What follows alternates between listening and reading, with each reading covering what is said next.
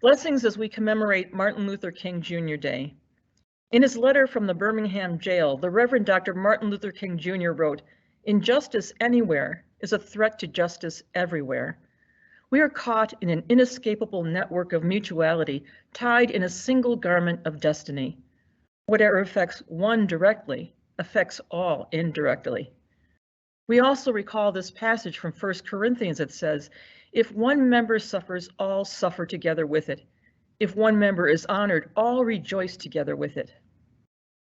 The racial reckoning in our broader society is forcing us as this church to acknowledge the rampant white supremacy that exists in this country and the complicit role our church plays, especially in our collective silence and in the lack of action to dismantle the structural and institutional racism present within and among us.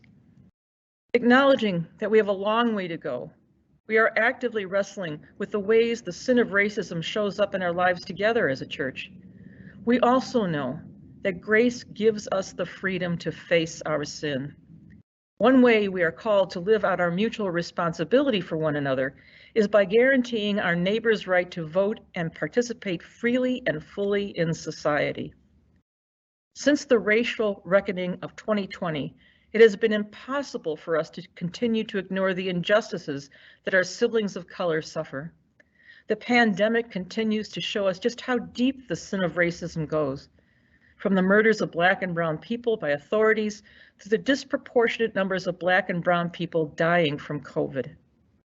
On January 18th, the day following Martin Luther King Jr. Day, the ELCA will observe the National Day of Racial Healing, a growing national initiative to encourage acts of service and raise awareness of racial injustice.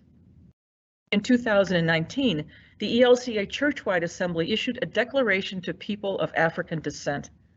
This declaration names the role of the church's complicity in the history and perpetuation of slavery in the United States and the legacy of racism.